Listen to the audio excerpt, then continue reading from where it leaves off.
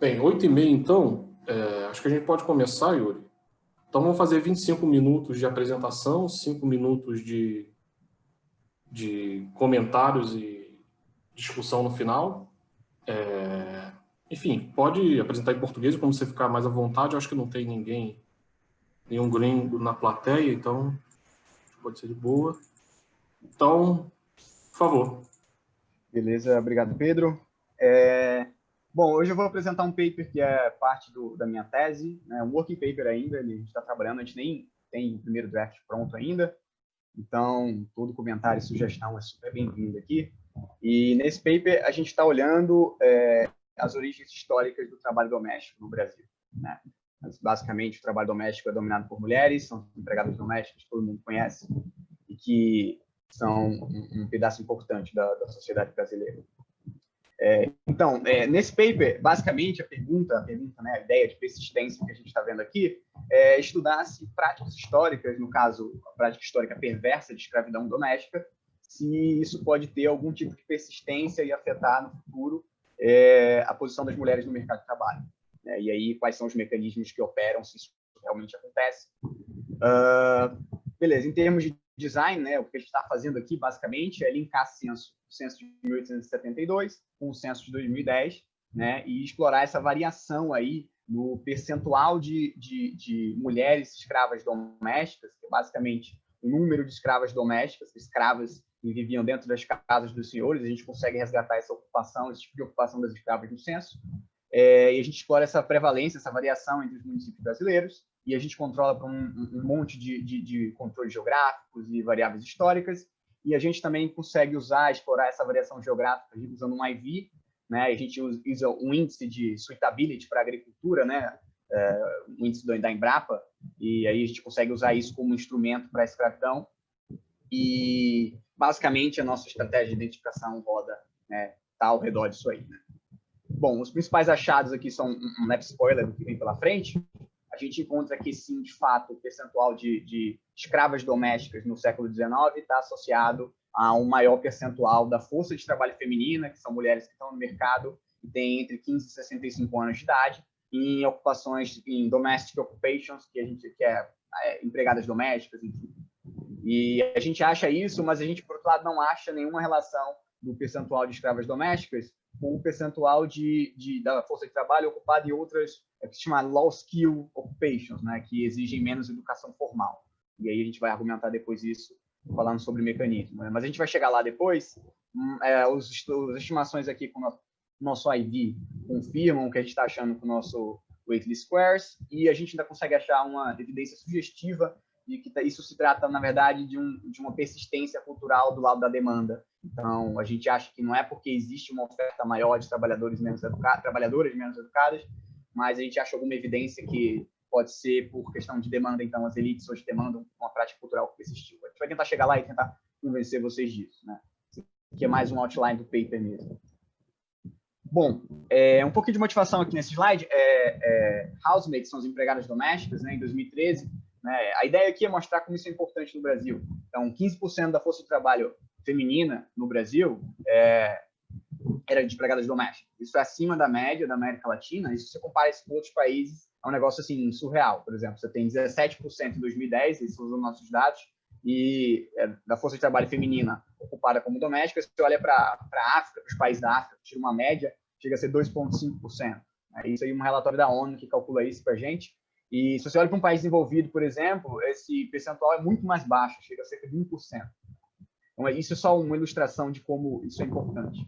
E mais ainda, a gente ainda tem muita, eu acho que para o brasileiro é muito fácil entender isso, né? A gente tem muita evidência aneddotal de como, aqui no Brasil, o serviço doméstico é valorizado não no sentido bom da coisa, né? Mas no sentido importante de que as pessoas não abrem mão, a ponto de, por exemplo, Belém, durante o lockdown, incluiu como as empregadas domésticas como uma atividade essencial, né? Sob o argumento de que pessoas precisam ter alguém em casa, né?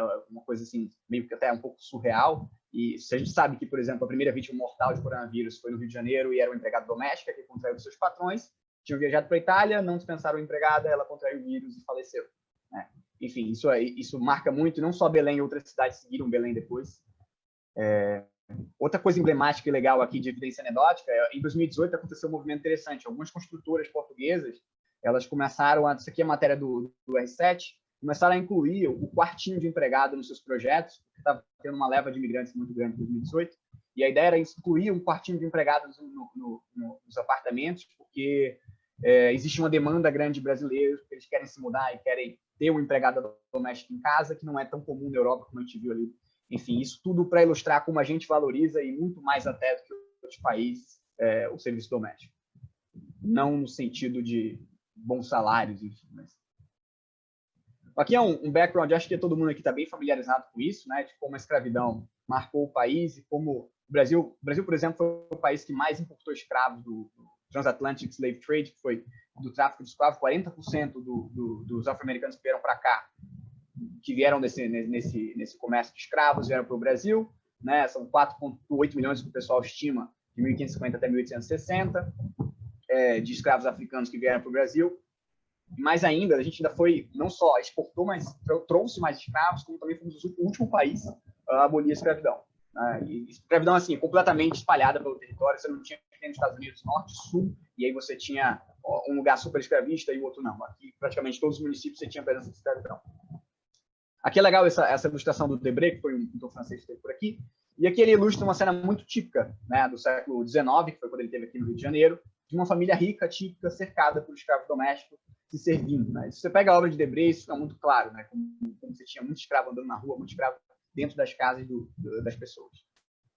E aí uma maneira legal de entender, né, como é que era o Brasil nessa época é ouvir relatos de estrangeiros que visitaram o país. Isso ficou muito claro no relato de uma escritora alemã que esteve por aqui, e uma coisa que chamou logo a atenção dela foi como todo o serviço doméstico era feito por pessoas negras. Né? Era um cocheiro negro, a gente tinha uma mulher negra na cozinha, enfim, servindo a eles. E a ideia aqui é mostrar como isso chocava, de tão grande que era essa prática aqui no Brasil. Tá? E aqui a gente tem um exemplo, né? Quem eram essas mulheres? Essas mulheres eram escravas e viviam dentro das casas dos senhores e faziam todo tipo de serviço da casa, limpeza, cozinha, e viravam babás. Né? Esse aqui é um retrato clássico das amas de leite, que eram escravas que amamentavam os senhores dos seus mestres, os filhos dos seus senhores, né? E, obviamente, estavam sujeitos a todo tipo de violência, estupros, enfim, todo tipo de violência característica de uma relação entre escravo e senhor, né? E viviam dentro das casas. Né? Então, existia aquela ideia de, ela é quase da família, enfim, é bem por aí, né? Uma coisa paternalista que mascarava uma violência profunda. Bom, de onde é que vem nossa hipótese, né? A gente está falando aqui muito de escravidão, mas a ideia geral aqui é que, e aí a gente baseia no trabalho da Leila Algrante, um capítulo muito legal nesse livro aqui, que estuda o cotidiano na vida colonial brasileira, que é basicamente mostrar que em sociedades escravistas, como serviço doméstico e atividades manuais, estavam relacionadas a escravos, eram vistos como coisa de escravo, né? Começou a surgir um preconceito muito grande em relação a esse tipo de atividade. Então, quem é livre, para se marcar como livre, eles fugiam desse tipo de atividade, existia um dislike muito grande em relação ao trabalho manual e serviço doméstico. Né? E isso está nas bases da sociedade brasileira. Bom, então, reunindo a evidência aqui, a gente também tem um artigo muito legal dos sociólogos do Cunha, né, que também fala sobre isso, sobre como a estigmatização do serviço doméstico foi importante e como o serviço doméstico era visto como uma atividade inferior. Tá? E aí, se você vai na tese de doutorado da Flávia Fernandes Souza, estudando o serviço doméstico do Rio, ela mostra como gradualmente os escravos foram substituídos por trabalhadoras livres depois da abolição da escravidão. Tá? E aí a ideia que ela mostra é que logo depois da abolição da escravidão começam a surgir os primeiros esforços de regulação do serviço doméstico, e aí a própria justificativa do vereador aqui no Rio de Janeiro é muito clara, né? E entre nós nunca se cogitou tal necessidade, né? Porque durante a escravidão não tinha nenhuma necessidade. E aí ela tem um paper super argumentando que esse timing não é nenhuma coincidência. Então, basicamente, são as elites, após o fim da escravidão, tentando conciliar a manutenção de outros hábitos com um novo regime de trabalho que existiria agora. Então, só para fechar aqui, eu estou demorando até demais, mas é importante fazer isso, nesse paper de história especificamente, mas a gente está contando uma ideia de persistência. Então, a gente está argumentando que em sociedades escravistas, o dislike de trabalho manual, né, isso não é uma hipótese nossa, é uma hipótese já da literatura de história, persistiu porque existia um certo preconceito com esse tipo de atividade e a ideia é que isso persistiu. E aí, como um congressista escravista aqui reclama, nossos hábitos de 3 séculos não podem mudar tão rápido assim. Não basta dizer acabou a escravidão que todo mundo esqueceu o que a gente aprendeu em tantos anos. Né? Esse paper, vou passar bem rápido aqui, ele só está bem relacionado a essa literatura de persistência, como a gente já discutiu aqui mais cedo. Então, se pensar em dois papers que são mais parecidos com a gente pegaria o paper do Alesina, do Julian Neitanan, no Quarterly Journal, que mostra que a agricultura de arado está associado a gender norms. A gente também tem um paper do Teso, que estuda escravidão e participação no mercado de trabalho. Ele não olha como seria essa participação, só olha se as mulheres estão participando ou não. Enfim, a gente está mais ligado a essa literatura de persistência mesmo. Acho que a maioria das pessoas aqui já conhece um pouco do que está bem colocado aí, né? Com dados, né? A gente vai usar dados aqui do censo, basicamente. O primeiro censo do Brasil, de 1872, foi digitalizado pelo pessoal da UFMG. E a gente linka esses municípios. A gente não tem microdado, né? A gente tem dado do município, são tabelas. Por exemplo, a gente tem essas tabelas para cada município, assim, e você consegue saber a distribuição da população entre homens, mulheres, negros, escravos e até as ocupações. Então, foi digitalizado pelo pessoal da UFMG e a gente consegue linkar esses municípios em 1872 com os de 2010, usando um trabalho do IBGE que faz justamente esse link entre esses municípios. A gente consegue linkar 615 municípios de acordo com o trabalho dele. A gente consegue linkar um pouquinho menos, porque alguns municípios que estão aqui no trabalho, na digitalização do censo, você não tem as informações completas, tá? A gente também usa dados da Embrapa para construir um índice de suitability para açúcar, que vai ser o nosso AV depois, e, por fim, a gente tenta captar alguma ideia de evidência sugestiva com os dados da pesquisa de ações discriminatórias nas escolas, com a pesquisa do MEC, para tentar investigar coisa de discriminação, e a gente consegue alguma evidência de discriminação em relação ao trabalho do MEC. Tá? Esse é o dado, enfim, aqui, basicamente, só começando a primeira evidência que a gente tem, a gente bota aqui um scatter do percentual de domestic women slaves em 1872, que é o número de escravas domésticas dividido pela população, e aqui no eixo Y a gente tem o percentual da força de trabalho feminina, no censo 2010, ocupadas como domésticas. A gente já vê aqui uma evidência de que há uma relação positiva entre essas duas variáveis, tá? E aqui, obviamente, que isso não dá para marcar o martelo aqui, a gente tem que fazer muito mais coisa para trabalhar, isso é uma evidência sugestiva mesmo para a gente apresentar os dados. Bom, na estratégia empírica, a gente vai partir de duas formas, né? A gente vai usar Oi. Yuri, desculpa. Uma preocupação que eu tenho com esses dados históricos que você apresentou é, você falou que tem informação faltando, como todo dado histórico tem, né? Mas o padrão de missing nesses dados é correlacionado com alguma coisa observável?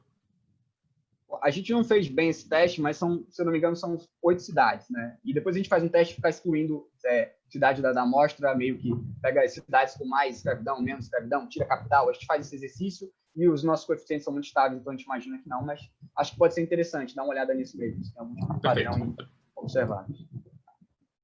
Mas beleza, legal. Aqui a gente vai usar na sustentação principal, a gente tem um cross-sectional de informações históricas do censo e informações contemporâneas do censo de 2010. E o nosso Y aqui, nossa variável dependente, é o percentual de mulheres ocupadas como domésticas. A gente tem nossa variável de interesse aqui, é o share de escravas domésticas em 1872. A gente controla para várias variáveis históricas do censo, percentual de alfabetizados, percentual de negros, percentual de mulheres casados, percentual de trabalhadores na agricultura. Para medir estado, a gente bota percentual de public employment, meio que para tentar ver alguma coisa de experiência de estado. A gente também controla para algumas variáveis contemporâneas, que podem ser mediators. Os resultados não são dependentes disso, se tirar esses controles, está tudo ok também. E a gente controla para um monte de variáveis geográficas. Chuva, incidência do sol, latitude, longitude, altitude, tem dano para cada tipo de solo. Então, a gente consegue controlar para muita coisa. E a gente usa efeito fixo de estado, né? A gente não pode usar efeito fixo de município, porque a gente está com cross-section, mas a gente usa efeito fixo de estado. A gente também usa algumas estimativas de regressões a nível individual, pegando dados do censo. E aqui a gente controla por características observáveis dos indivíduos, e em toda regressão a nível indivíduo que aparecer aqui, a gente está clusterizando os erros a nível do município, tá? Que é onde a gente tem a variação da gente. Legal. E a gente está tudo ponderando pelo tamanho da sample dentro dos municípios, tá?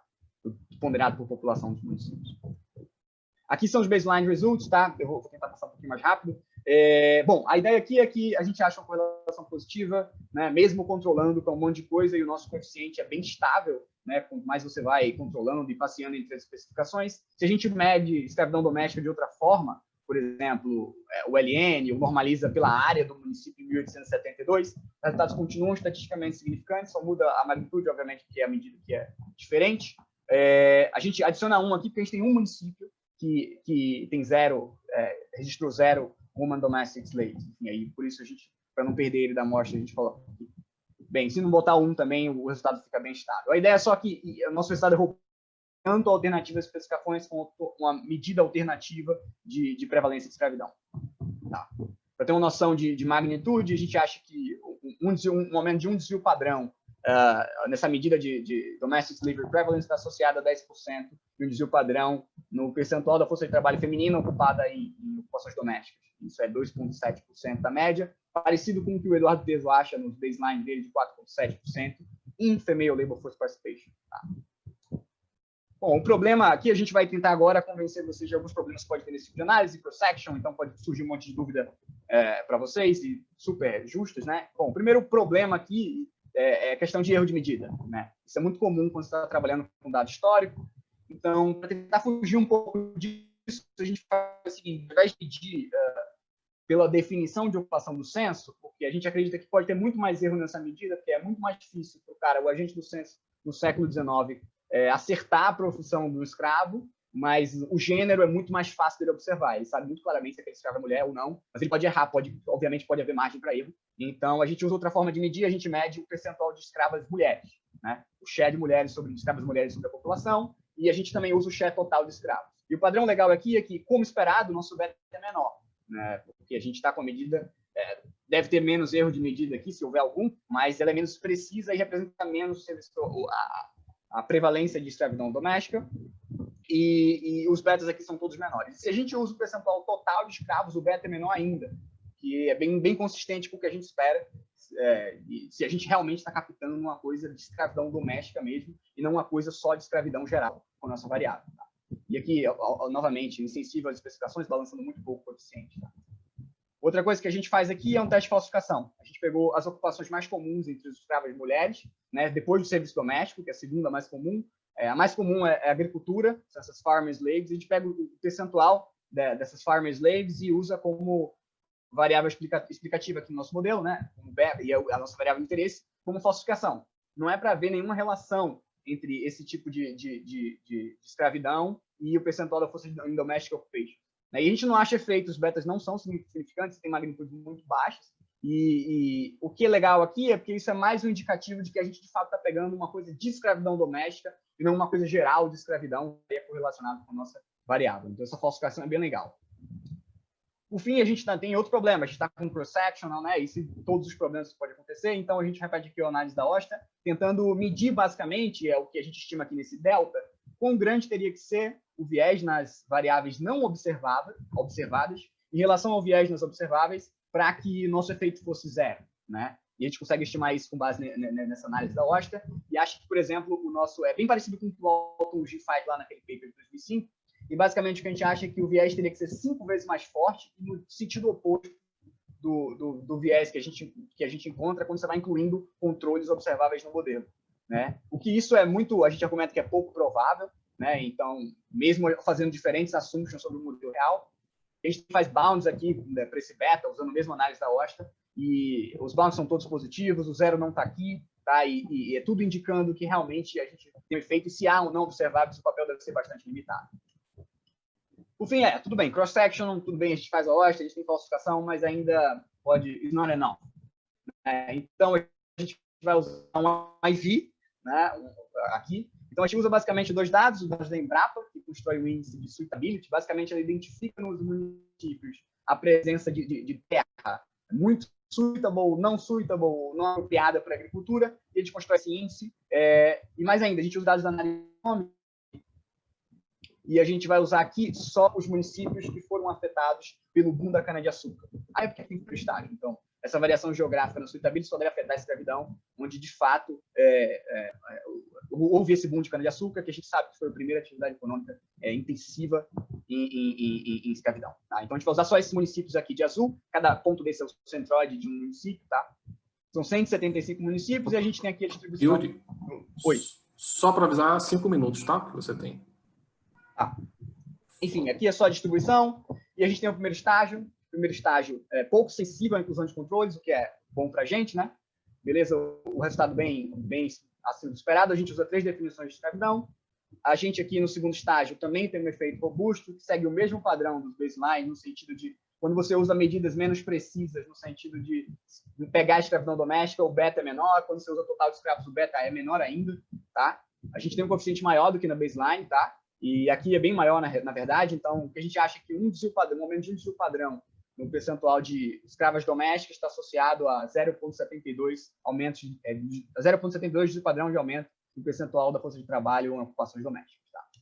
Mas ainda a gente testa aqui para exclusion restriction, e o que a gente vê aqui, basicamente, é que onde não há relação entre sugarcane suitability e escravidão, né, se você já roda de uma forma reduzida, você não acha efeito. Então, isso a gente acha que é alguma evidência de que só o nosso índice de suitability não afeta o percentual de domésticas por outro caminho que não seja escravidão. Obviamente que exclusion restriction não é testável em si, mas isso aqui é alguma evidência de que ela holds aqui para a gente, tá? Então, se você pega a sample só dos municípios afetados pelo Boom do Ouro, onde não há relação entre suitability de açúcar e escravidão, e não acha efeito. Se você acha que o café também não acha efeito, tem um significante aqui, mas é negativo, então atuaria no outro sentido, né?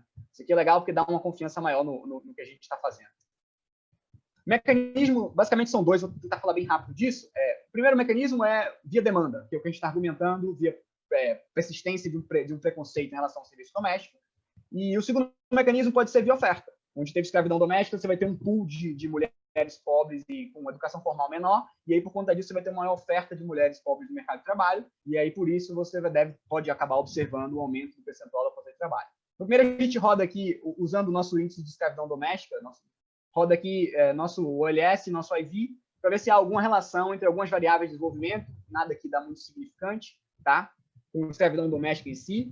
A gente também faz uma análise de mediation, usando o paper do Acharia, que é tentar estimar esse efeito net, o efeito desses possíveis mediators, tá, em desigualdade. E a gente vê que nosso beta fica bem parecido com o nosso beta baseline, tá? E aqui é mais legal, que aqui a gente estima aqui é o efeito da nossa variável, nossa equação normal, só que o Y agora não é mulheres em ocupação doméstica. A gente pega, por exemplo, 12 ocupações, low skilled occupations, com baixos salários, e ver que não acha efeito. Então, se o canal fosse oferta, a gente também devia observar que haveria um aumento, por exemplo, de coletoras de lixo, de empacotadoras da indústria, são, teoricamente, atividades que low skilled. Então, a gente tem alguma evidência aqui que não é porque existe um pool maior de escravidão doméstica que a gente encontra esses resultados.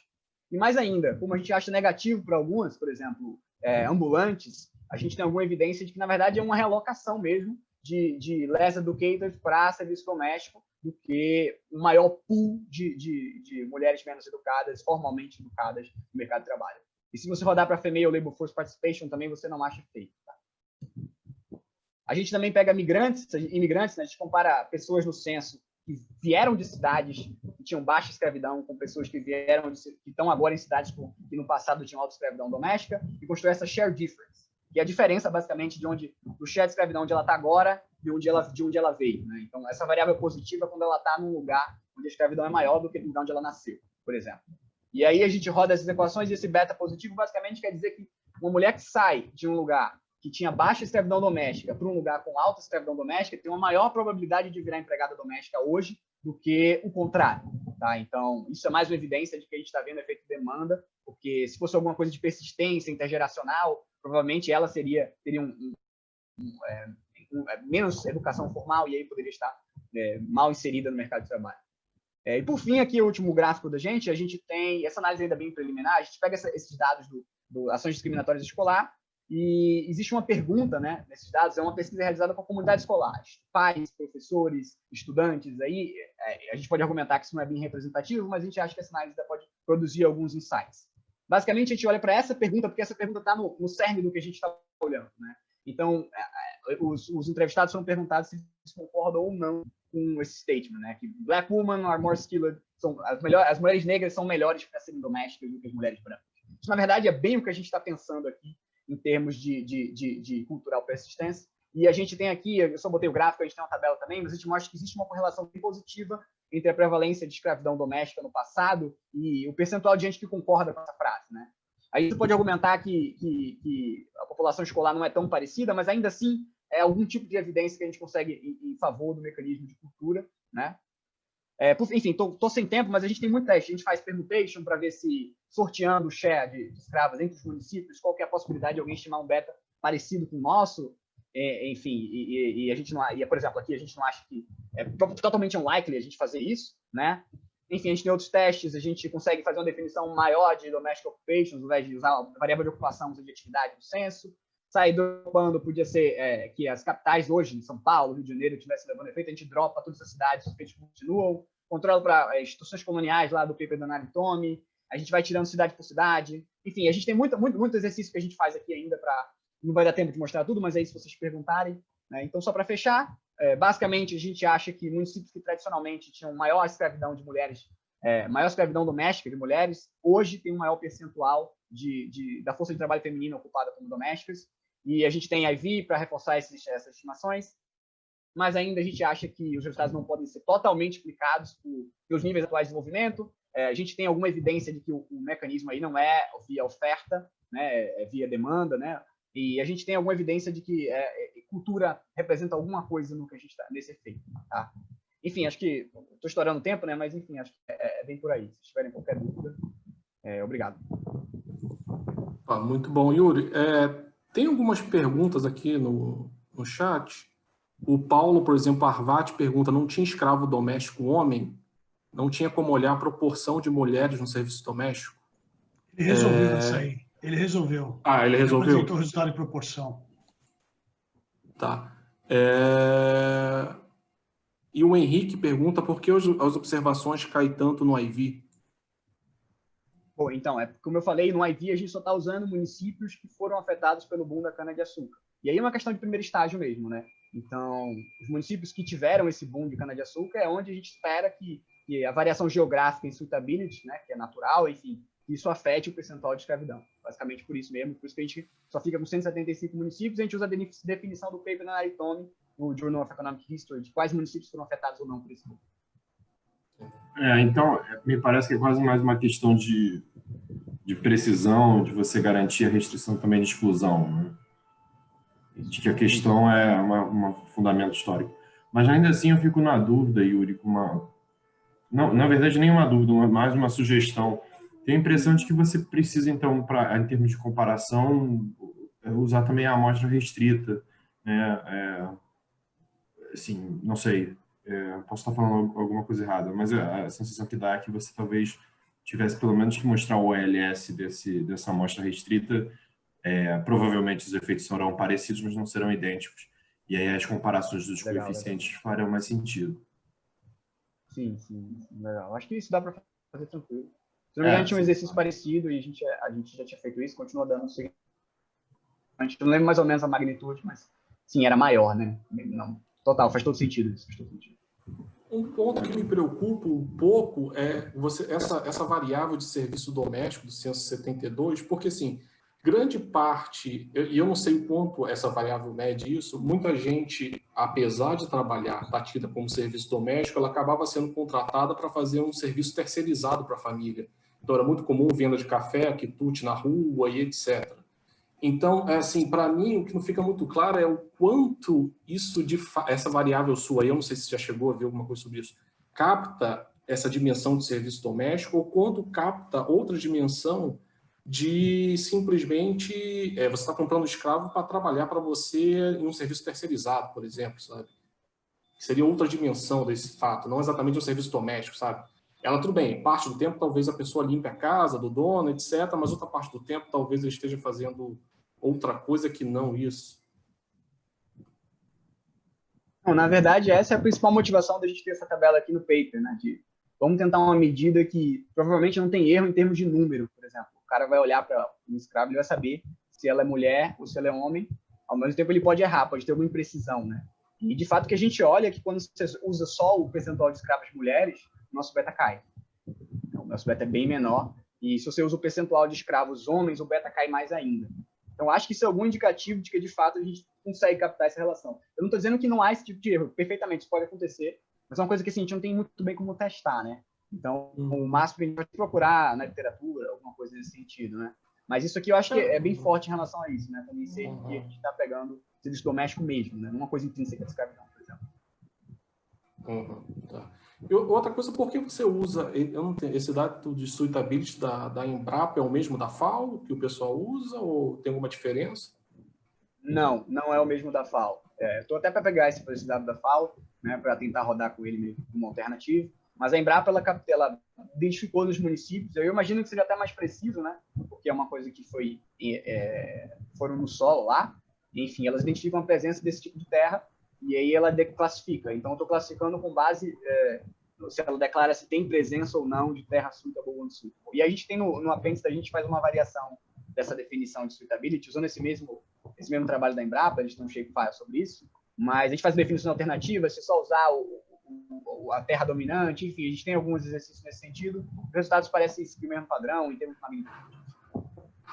Mas está no radar da gente usar esses dados aí, até porque a gente vai ter mais uma medida para estimar isso. Né? Vou fazer uma pergunta rapidinho. Posso fazer uma pergunta rapidinho? Vocês fizeram essa mesma análise com censos anteriores, antes de 2010, para ver como que a persistência ocorre entre 1872 e 2010? Não, mas é um exercício que também ainda no radar da gente. É uma ideia até bem legal, né? A gente tem que esperar um comportamento. Talvez o efeito no censo mais antigo tinha que ser maior, né? Enfim, mas é um exercício bom de fazer mesmo. Está no radar da gente olhar isso. Mas legal mesmo, sugestão.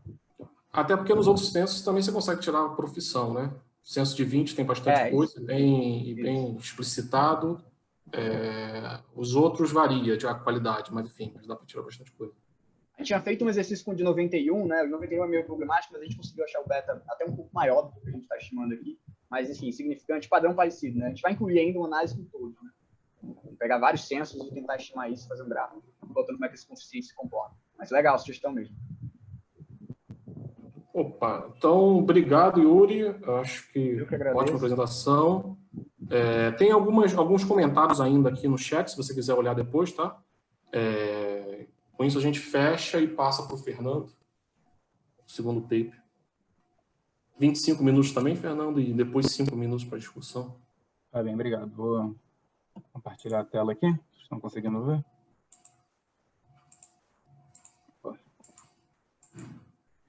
Então, primeiramente, bom dia.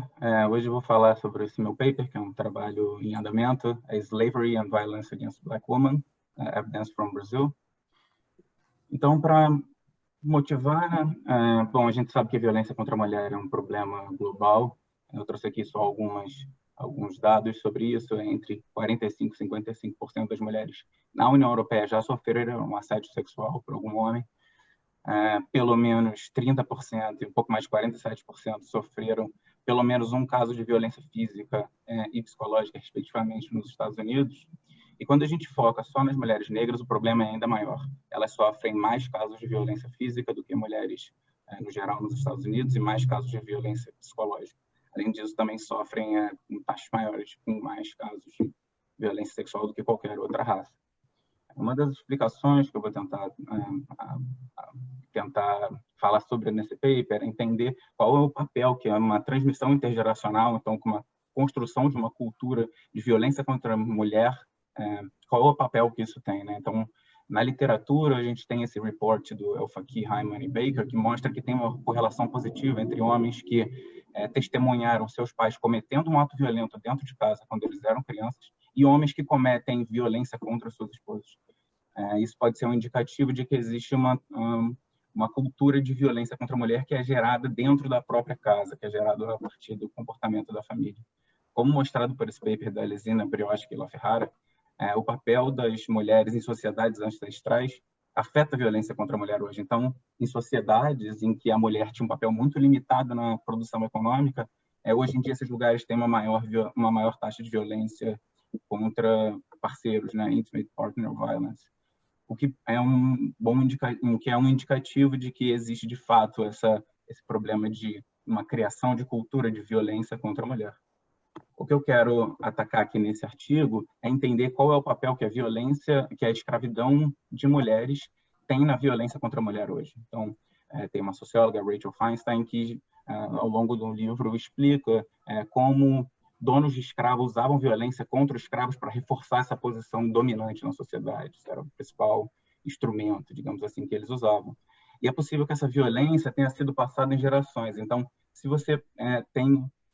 se a escravidão feminina é muito presente no município, é possível que a violência usada contra elas é transmitida ao longo da geração passando para os filhos e adiante, como uma violência contra a mulher negra, que era a maioria dos escravos, né, no Brasil. Então, o principal ponto, a principal pergunta desse projeto é como a escravidão feminina afeta a violência contra mulheres negras hoje.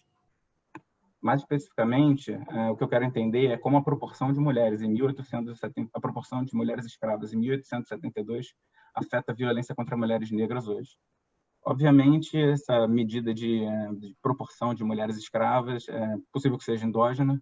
Então, para lidar com essa endogeneidade, o que eu vou fazer? Eu vou usar o fato do Brasil ter recrutado escravos homens durante a Guerra do Paraguai e instrumentar a proporção de escravas mulheres em um município, usando a distância desse município para o principal fronte da guerra. Então, só para dar uma resumida aqui, a ideia é que quanto mais perto do fronte da guerra, mais provável era que um escravo homem fosse recrutado naquele município. E isso geraria um aumento na proporção de escravas mulheres, diminuindo o número de escravos homens.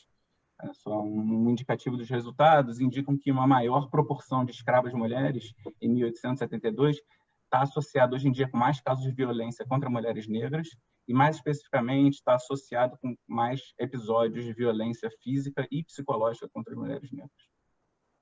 E o mesmo efeito não é encontrado para mulheres brancas e pardas. Então, esse artigo ele se encaixa basicamente em três linhas da literatura, em que analisa esses impactos persistentes que o Yuri até mencionou antes, do trabalho escravo, que eu acho que o mais próximo do meu trabalho é o Fujiwara, Laudares, Valência, Caicedo e Lambert, que analisam esse impacto de escravidão no Brasil em desigualdade econômica e provisão de bens públicos, mas também adiciona muito a essa literatura de raízes históricas de diferenças de gênero e principalmente na literatura de violência contra a mulher. Aqui eu só queria mencionar esse último paper da Borgiano, que também usa que também usa a Guerra do Paraguai para analisar o impacto na violência contra a mulher, mas ela usa do lado paraguaio. Então, a Guerra do Paraguai matou mais ou menos, algumas estimativas dizem que 90% da população masculina do Paraguai foi morta, e ela analisa como essa diferença de gênero afetou. Então, ainda que ela use o mesmo contexto, faça uma pergunta semelhante, que é entender o impacto da guerra, entender o impacto que a guerra teve e essa diferença de gênero teve na violência contra a mulher. Ela não está fazendo nenhum comentário sobre como a escravidão pode ter afetado isso. Então, para dar um pouco de contexto, eu vou tentar só dar um overview sobre a Guerra do Paraguai. Ele foi um conflito entre o Brasil e a Tríplice Aliança, que era formado entre o Paraguai e a Tríplice Aliança, desculpa, que era formado por Brasil, Argentina e Uruguai. Até recentemente, até o Covid, tinha sido o episódio que mais matou brasileiros. Se selecionar um episódio, o episódio que mais matou brasileiros só atrás do Covid agora. E a gente pode dividir essa guerra em três fases principais. A primeira fase é o início da guerra. Então, Solano Lopes vinha ameaçando essa guerra. Ninguém acreditava muito no Brasil que essa guerra fosse acontecer. O Paraguai não era conhecido por guerrear e por ter sucesso em batalhas. Mas em 1864 eles resolveram invadir o Brasil e a Argentina, motivado por uma invasão brasileira durante a Revolução do Uruguai, a Revolução Colorada. E nessa primeira fase da guerra, a maior parte das batalhas foi concentrada toda no sul do Brasil. Então, o Paraguai primeiro invadiu o Mato Grosso e o sul do Brasil, porém, no Mato Grosso era uma região só que eles ocuparam, porque era uma região de disputa do Brasil, deixaram menos de 1.000 soldados e todo o esforço de guerra paraguai foi concentrado para o sul do Brasil. Durou cerca de 1 ano e meio essa fase. Foram muitas guerras, o Paraguai ocupou a Uruguaiana, mas eventualmente, no início de 1866, o Brasil venceu o exército paraguaio no sul do Brasil e o exército paraguaio recuou em direção a Corrientes, na Argentina, mais ou menos na fronteira entre Paraguai e Brasil, onde tinha uma linha de fortes. Isso foi importante até para prolongamento da guerra, porque o exército paraguaio teve a capacidade de se reorganizar das sucessivas guerras e das inúmeras mortes que foram causadas nessas batalhas do Sul. Então, eles ficaram nessas linhas, atrás dessas linhas de fortificações, e a maior parte das batalhas dessa guerra aconteceram ali em Corrientes durante 3 anos. Até que, eventualmente, em 1869, o exército da Tríplice Aliança conseguiu vencer essa barreira, conseguiu entrar no Paraguai, e, essencialmente, nessa terceira fase, a guerra acabou. Argentina e Uruguai, os exércitos argentinos e uruguaios resolveram voltar de volta para os seus países, mas Dom Pedro II não aceitava que se voltasse da guerra sem Solano Lopes. Então, a solução foi... Bom, essa terceira fase nada mais é do que uma perseguição a Solano Lopes. Depois que foi ocupada Assunção, a capital já estava ocupada, uma guerra essencialmente terminada, o Brasil seguiu perseguindo e, eventualmente, conseguiu matar Solano Lopes em Cerro Corá, em 1870. Mas um aspecto muito importante, talvez eu possa dizer até um pouco único dessa guerra em relação às outras na América do Sul, foi o fato de escravos terem sido usados no exército brasileiro. Então, como eu falei no início, apesar de algumas ameaças do Paraguai a uma guerra ao Brasil, ninguém acreditava que, de fato, eles fossem guerrear. Eles só tinham vencido uma guerra até esse momento, tinha sido a Guerra da Independência, e, apesar das ameaças, o Brasil não acreditou. O que aconteceu foi, uma vez que o conflito se iniciou, e, principalmente, uma vez que o conflito passou da fase 1 para a fase 2,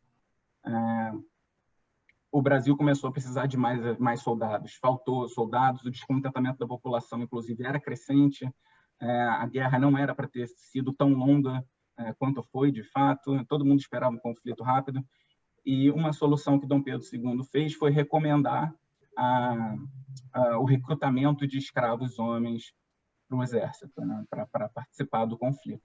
Esse recrutamento ele acontece de 4 formas principais, pelo menos é assim que a literatura de história vê esse momento. A primeira é a doação de donos de terra e organizações religiosas.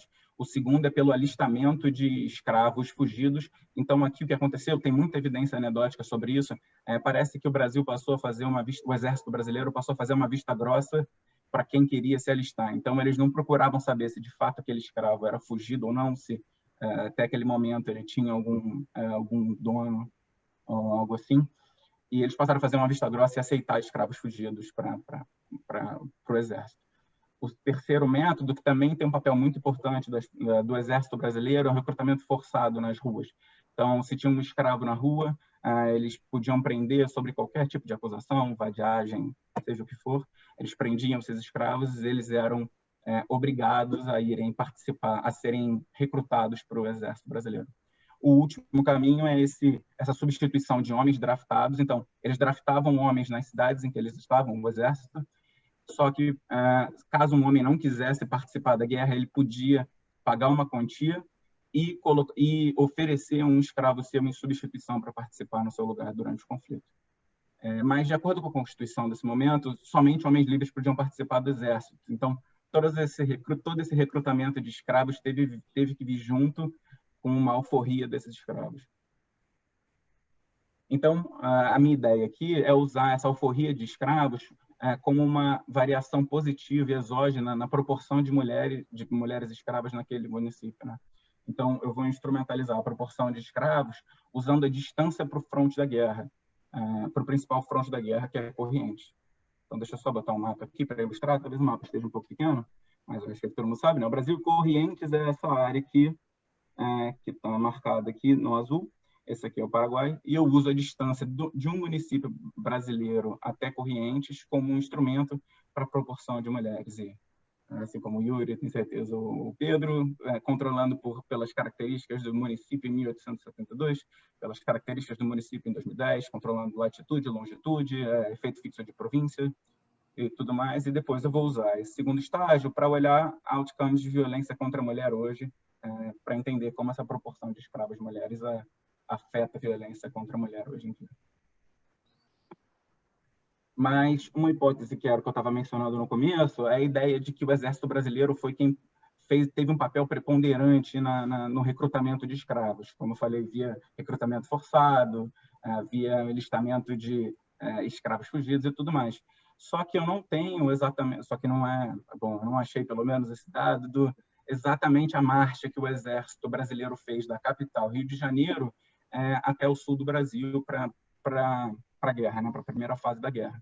Então, o que eu vou usar aqui como proxy para esse caminho é uma linha de telégrafo construída para a Guerra do Paraguai, para a comunicação entre o exército e o imperador, e vou incluir também os estados que são vizinhos ao Rio de Janeiro, porque são estados onde o exército brasileiro era mais capaz de enforce esse recrutamento tanto de homens, esse recrutamento forçado e tudo mais. Então, dentro da minha amostra que eu estou usando aqui, eu vou estar usando os 3 estados do sul do Brasil e os estados do sudeste. Eu uso 3 bases de dados principais, né, como todos nós aqui. Eu uso o censo de 1872, que tem as características, número de escravos por gênero em cada município e características de cada município. Uso o censo de 2010. E o mais importante, eu uso a base de dados do SINAM. Então, desde 2014, tem uma lei no Brasil que todos os casos de violência de gênero em que uma vítima foi a um hospital, seja ele público ou privado, tem que ser notificado para o Ministério da Saúde. E o SINAM, então, tem esses dados no número de casos por raça e por tipo de violência em cada um dos municípios do Brasil. Em municípios aqui, eu digo municípios de ocorrência, onde de fato aconteceu a violência, e não onde ela foi notificada. Então, o que eu vou fazer é, para cada município, eu vou contar o número de casos de violência em que a vítima é uma mulher com mais de 15 anos de idade.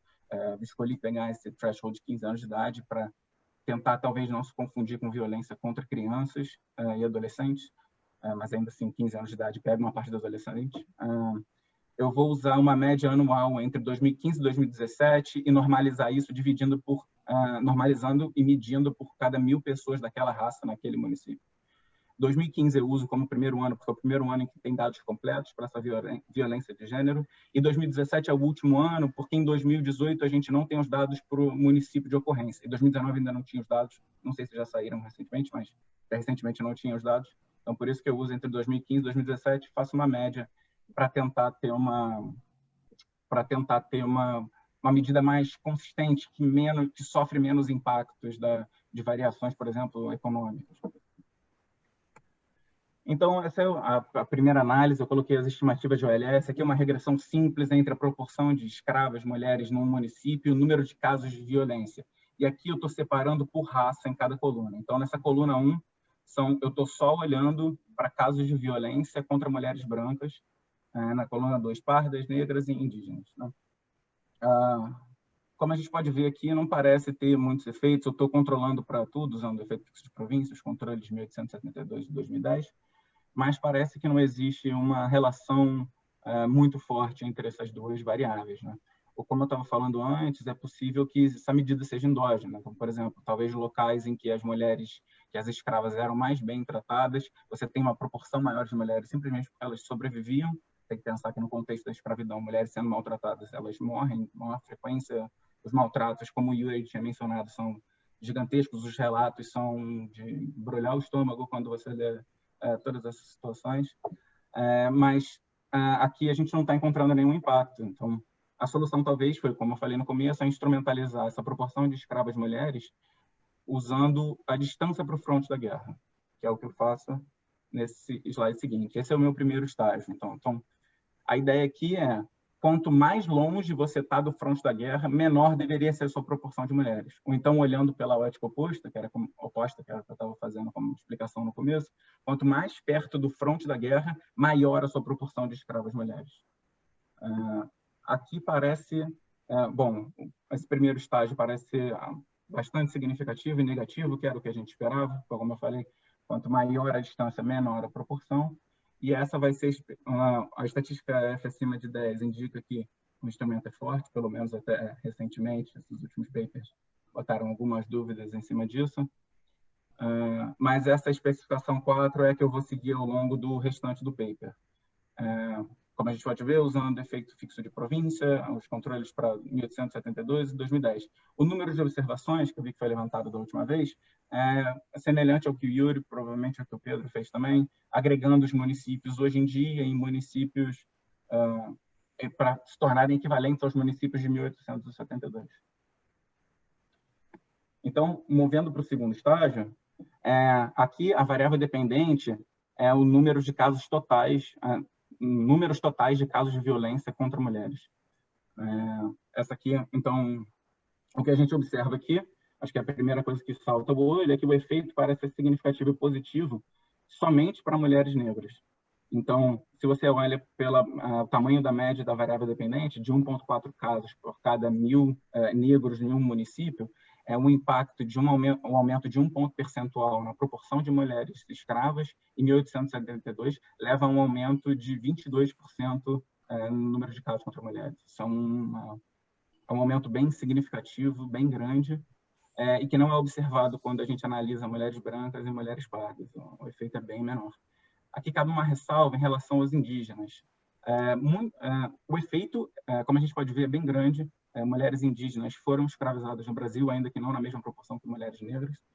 Porém, talvez essa não significância esteja relacionada com o número baixo de mulheres que se identificam como indígenas na base. Menos de 1% na maior parte. A média em cada município é menos de 1%. No máximo, 3% das mulheres se identificam como indígenas, e pode ser isso que está levando a esse resultado. Então, parece estabelecido, pelo menos a evidência sugere, que existe uma relação entre proporção de escravas em 1872 e violência contra mulheres negras hoje, né? Então, o meu próximo exercício, que na verdade é o meu último exercício, como eu falei, é um trabalho em andamento, é separar e tentar distinguir para entender qual é o tipo de violência que está sendo cometido, quais tipos de violência estão levando a esse resultado. Então, a primeira análise que eu faço é analisando focando só em casos de violência física. Novamente, um padrão muito semelhante aparece aqui. A gente observa um coeficiente muito grande, muito significativo, somente para mulheres negras, um aumento de 1 ponto percentual no share de escravos em 1872 se traduz hoje em dia em 0,289 mais casos contra as mulheres, que é um aumento de 24%, é um efeito bastante significativo. E, novamente, a gente encontra o mesmo padrão em relação às mulheres indígenas. Parece que elas estão sofrendo mais casos de violência física, mas aqui não aparece como significativo, talvez pelo baixo número de mulheres indígenas na base de dados. O segundo tipo de violência é violência psicológica. Novamente, ainda que a gente tenha um efeito aqui significativo a 10% para mulheres pardas, menos de 1/3 do efeito que tem para mulheres negras, que de fato parecem estar carregando todo o ônus até hoje dessa escravidão. Mas é curioso aqui mostrar que para mulheres indígenas, o caso de violência psicológica não parece existir nenhum efeito. Então, movendo para os próximos dois, agora eu faço para violência sexual. Essa variável é uma das que eu tenho menos confiança, na verdade, tem muito estigma, a gente vê isso diariamente, o estigma que carrega uma vítima de violência sexual, então é possível que não se reporte isso com, pelo menos, tanta... Bom, não é tão boa, os dados não são tão bons quanto para violência física e psicológica. Eu tentei já ter... Oi. Opa, foi mal. 5 minutos, tá? Beleza, estou no final. Obrigado. Eu estou tentando ter acesso a esses dados de violência sexual das polícias para ver números de denúncia, mas ainda não tive acesso, então isso é um exercício para o futuro. E a última categoria de violência é violência com sinais de tortura. Também é uma violência mais rara, né? Um evento mais raro, e parece não existir nenhum efeito. Isso é indiferente do gênero.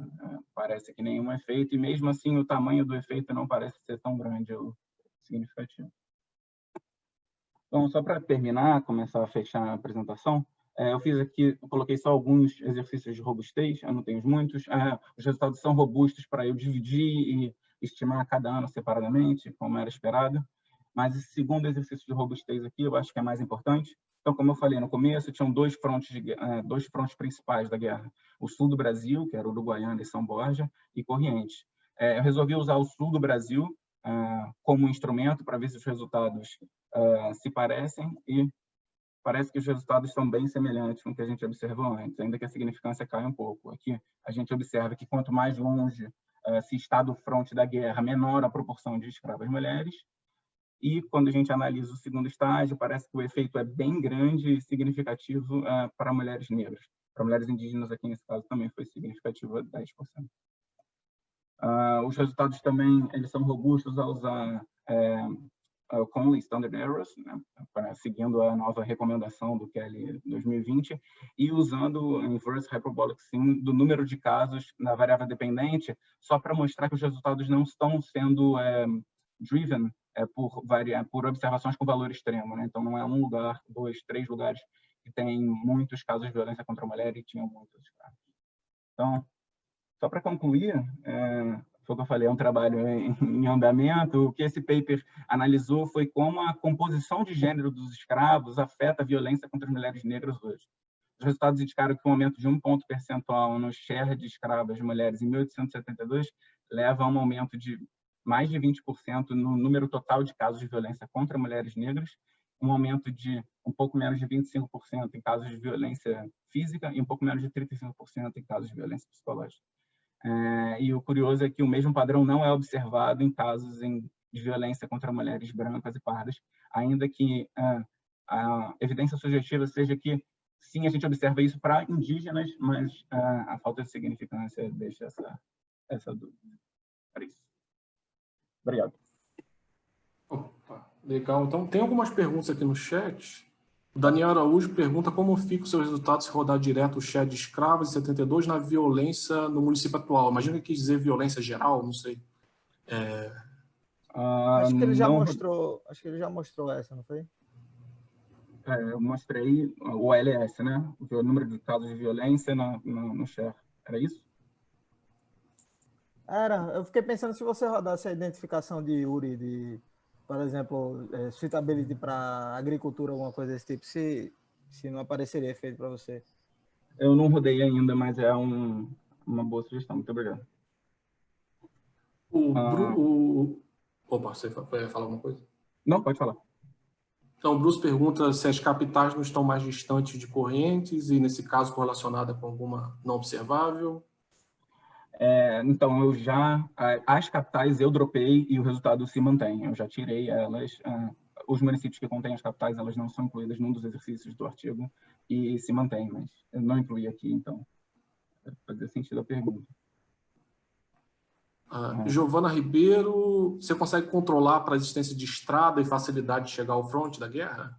Então, esse era um dos meus planos. Eu queria usar a existência de estradas para, na verdade, como uma proxy para saber onde o exército marchou, mas eu não estou conseguindo nenhum dado de estradas Cara, eu só encontrei um mapa de 1856, de um cara chamado Niemeyer, que tem umas estradas, assim, pré-72, que eu estou dizendo, até o censo, que tem dá para digitalizar alguma estrada. Até digitalizei, mas assim, é o que tem, assim, o que eu encontrei até hoje. Não tem muito mapa de estrada, de rodagem no Brasil pré-70, não. De fato, é meio complicado.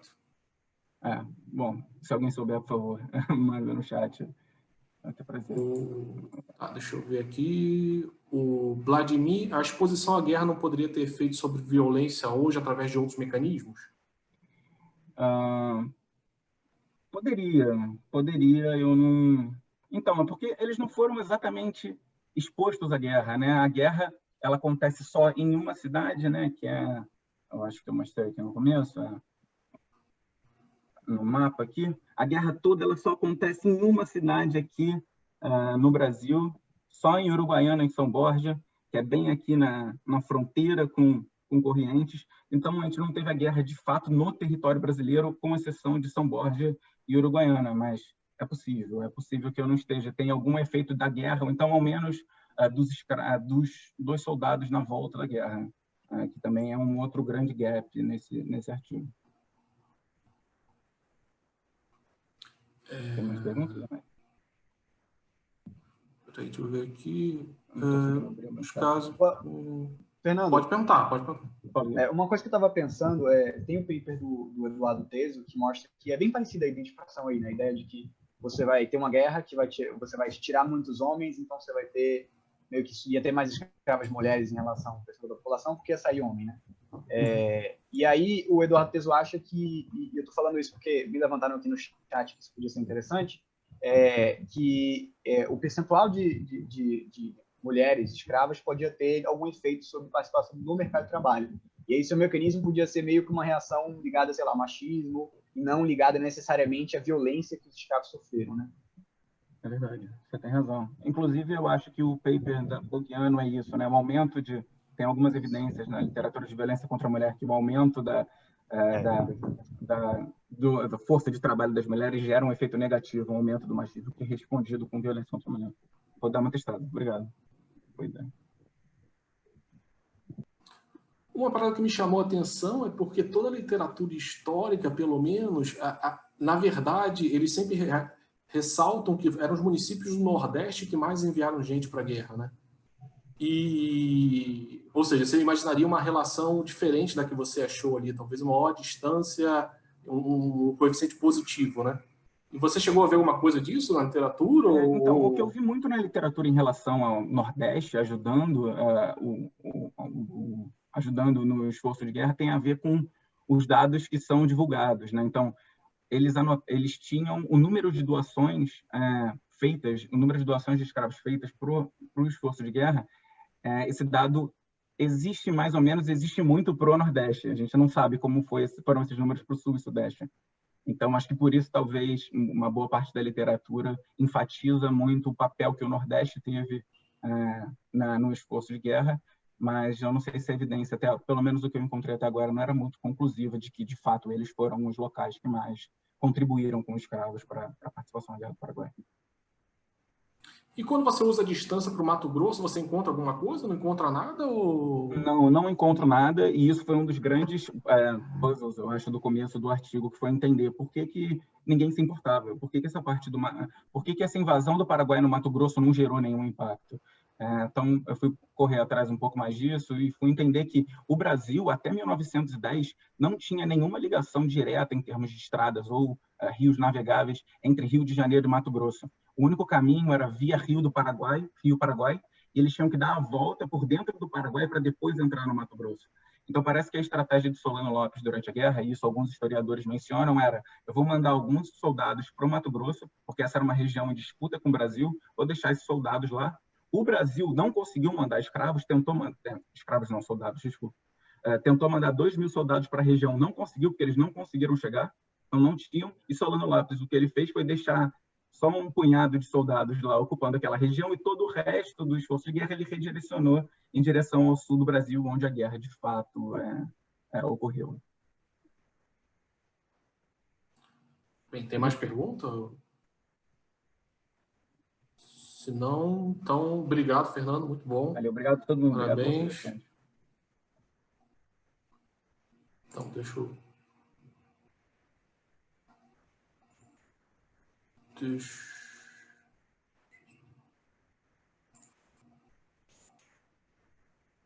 eu share my screen.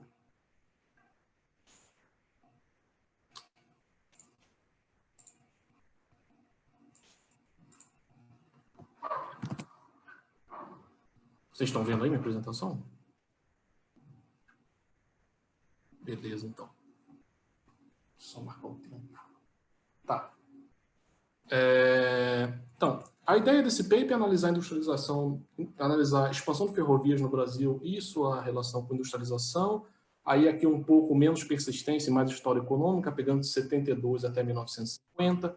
Tem uma literatura enorme sobre o impacto de ferrovias, tá? Primeiro, você tem claramente uma evidência significativa do quanto as ferrovias foram importantes para a integração dos mercados ao longo do século XIX e século XX. A ideia geral aqui é que as ferrovias, ao conectar, na verdade, importantes mercados produtores com grandes cidades e portos, as ferrovias permitiram que houvesse uma convergência do nível de preço entre as localidades, não só na dimensão internacional, não só na dimensão entre países, mas também na dimensão within países, né? Ou seja, dentro dos países, diferentes regiões. A chegada das ferrovias está associada com uma diminuição, uma convergência, uma diminuição de dispersão de preços. No entanto, os efeitos diretos, além dos efeitos diretos da ferrovia sobre a integração de mercados, o que você tem hoje em dia é uma gama grande de literatura, variando talvez aquilo que a gente poderia chamar de efeitos indiretos da ferrovias, que podem estar associados, seja com renda,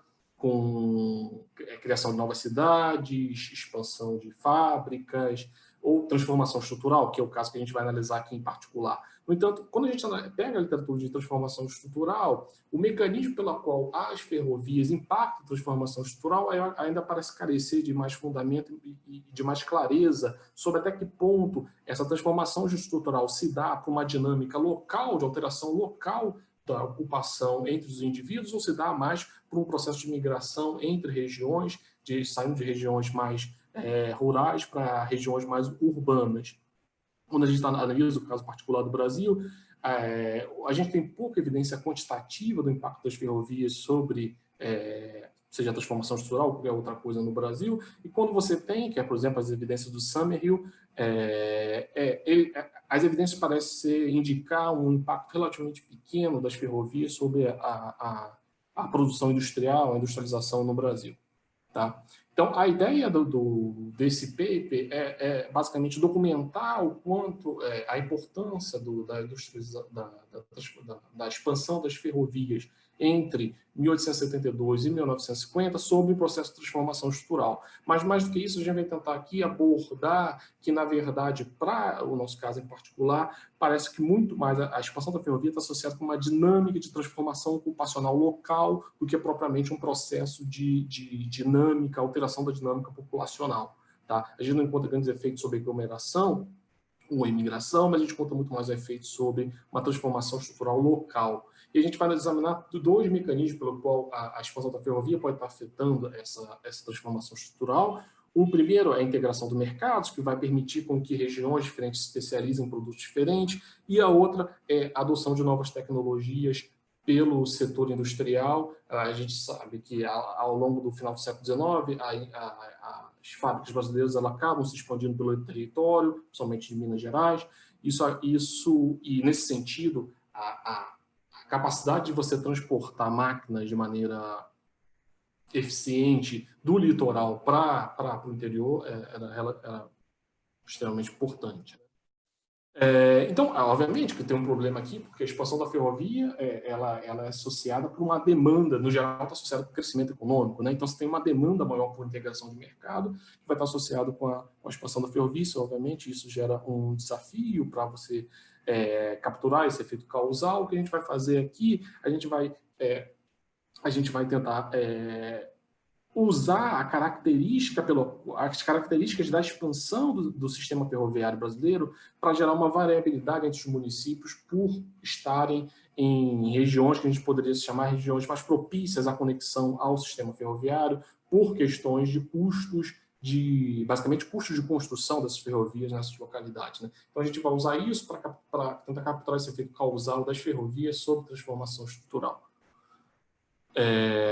A literatura de ferrovias é gigante, né? Você tem desde os clássicos até, que eu não coloquei aqui, mas até a literatura mais recente, que analisa o impacto da ferrovia sobre a integração de mercados, valor de terra, urbanização, inovação, a expansão das fábricas, e, obviamente, tem uma literatura de persistência sobre ferrovias. No entanto, mais relacionado com o nosso trabalho aqui, tá? Essa literatura que analisa o papel de ferrovia e transformação estrutural, e aqui a contribuição do paper é muito mais mostrando que na verdade, você tem duas dimensões que esse pacto da ferrovia pode ter, uma dimensão de transformação estrutural local, outra dimensão de efeitos de imigração e aglomeração. A gente vai mostrar que aqui os efeitos de transformação estrutural local são muito mais relevantes do que de aglomeração e imigração. Tem toda a literatura de transformação estrutural, e a gente tem toda aquela questão da dinâmica da inovação tecnológica na cultura ou inovação tecnológica na indústria, o que isso impacta sobre a transformação local, transformação estrutural. Aqui a gente está mais centrado na questão do quanto a importação de novas máquinas é importante para a transformação estrutural, e tem toda a literatura clássica de ferrovias e industrialização no Brasil, que, no geral, acaba dando uma importância relativamente pequena às ferrovias nesse processo de industrialização. A gente vai mostrar aqui que o papel dela pode ser mais relevante do que até então encontrado em outros trabalhos. Aqui só um pouco da agenda que a gente vai fazer. Tá? Primeiro eu vou começar com um background histórico. Então, a primeira ferrovia é de 1854 no Brasil, construída por Mauá. A ideia da ferrovia era, basicamente, conectar a Vila Inhotim, em Magé, ao porto, que hoje em dia se chama Porto do Mauá. A ideia, basicamente, era de se diminuir o custo de transporte de produtos agrícolas de Minas Gerais para a capital, na época, o Rio de Janeiro. No entanto, a partir de 1854, a expansão da ferrovia vai se dar numa dimensão, numa taxa muito pequena até os anos 70, isso, entre outras coisas, porque a legislação da época era muito ruim. Entre outras coisas, eles limitavam, por exemplo, a capacidade de cobrança de frete ou de taxas para passageiros. Você tinha o máximo que você podia cobrar. Isso acabava limitando muito a expansão da ferrovia. A partir da lei de 73, isso muda completamente o mercado de ferrovias no Brasil, porque o governo passa a subsidiar a expansão da ferrovia, na verdade passa a garantir um dividendo mínimo, no geral 7% para investidores. Isso vai fazer com que vai atrair enormemente capital inglês para o Brasil na época, e além disso atrair capital dos grandes produtores rurais do Brasil, que tinham interesse nas ferrovias e ainda estavam sendo subsidiados seu investimento na expansão do próprio sistema.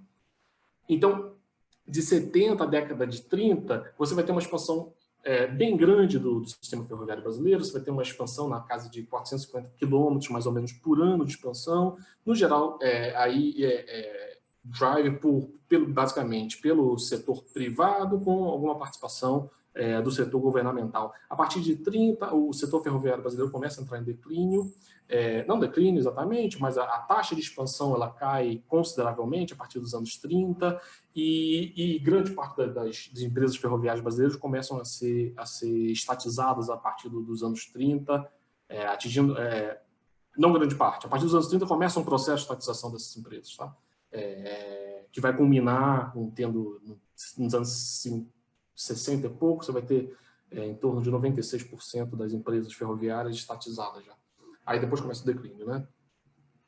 A partir de 50 começa o declínio das ferrovias, mas eu não vou abordar a questão do declínio, nem a persistência do efeito da ferrovia, pelo menos não nesse paper.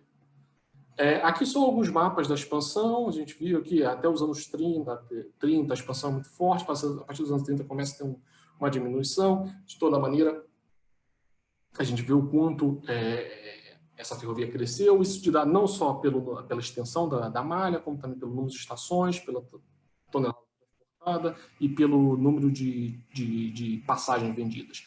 Quando a gente analisa geograficamente a dinâmica dessa expansão, ela se dá muito leste-oeste, né? A ideia é sempre conectar costa ao interior. Então, aqui, em 1860, a gente tem quase, 1880, já a partir da lei de 1873, já começa uma expansão maior e diversificada regionalmente, tem sudeste e nordeste. A partir de 1900 já cresce mais ainda a expansão. 1930, ela atinge praticamente quase seu auge. 30, 50, você vai ter uma tentativa muito maior aí de integração dos diferentes sistemas regionais do que propriamente uma maior expansão, de fato, das ferrovias, né? Então, basicamente, é isso. Ou seja, a ideia aqui sempre foi conectar o porto aos municípios do interior e depois conectar regionalmente esses diferentes sistemas. A base de dados que a gente vai trabalhar aqui é um painel de município ano de 72 até 1950. A gente trabalha são 2.188 observações para município por ano. Aqui o sample é basicamente o sul, sudeste e nordeste. Isso porque 97% da malha ferroviária estavam localizados nessas regiões e 93% da população do país estavam localizados nessas regiões pelo censo de 50. Então, a ideia é mitigar um problema de comparar municípios completamente diferentes, comparar tanto da dinâmica da expansão da ferrovia, quanto da dinâmica populacional, de riqueza desses municípios, que o litoral se deu completamente diferente ao interior do país, ao centro-oeste e ao norte. Então, a ideia é focar em sul, sudeste e nordeste. A gente constrói um conjunto grande de bases de dados, basicamente digitalizando os dados. 72 já tinha digitalizado, mas digitalizando os dados de 20, 40 e 50, além dos dados do censo de infraestrutura de 20 e de 40. Além disso, para analisar a transformação estrutural e manufatura, né?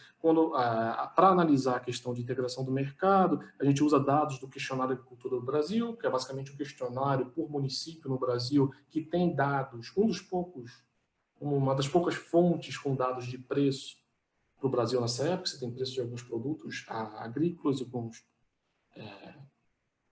dados com alguns produtos agrícolas, além de algumas outras informações sobre os municípios. E também a gente utiliza uma base de dados do Saxon House Wright 2010, que basicamente é um mandado de exportação de máquinas para a indústria têxtil entre 1878 e 1933. Por empresas britânicas, que correspondiam a mais de 90% do mercado da época. Então, a partir desses dados, a gente vai tentar criar uma variável aqui para medir a importação de máquinas no período associado com a expansão das ferrovias.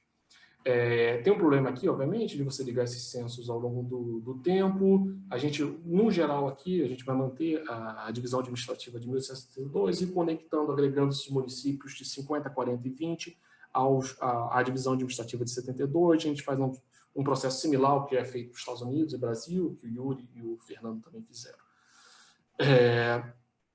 Tem os dados das ferrovias. Os dados de ferrovias, basicamente, você tem uma fonte de dados muito importante, que é o primeiro centenário das ferrovias brasileiras, de 1954. Você vai ter dados, por exemplo, dados tipo esse daqui, né, que te permitem reconstruir a malha ferroviária brasileira. Isso aqui é Leopoldina, em 54. Te permitem reconstruir a malha ferroviária brasileira para o período. Então, a partir da malha ferroviária brasileira de 54, a gente começa a reconstruir a expansão dessa malha, seja para trás ou seja para frente, utilizando, além de inúmeros outros mapas históricos, tem um site muito importante chamado estaçõesferroviárias.com.br, e a malha ferroviária brasileira atual, de maneira geral, assim como a gente recria essa malha ao longo do tempo, né, de 1860 até 2000, aqui até 1950.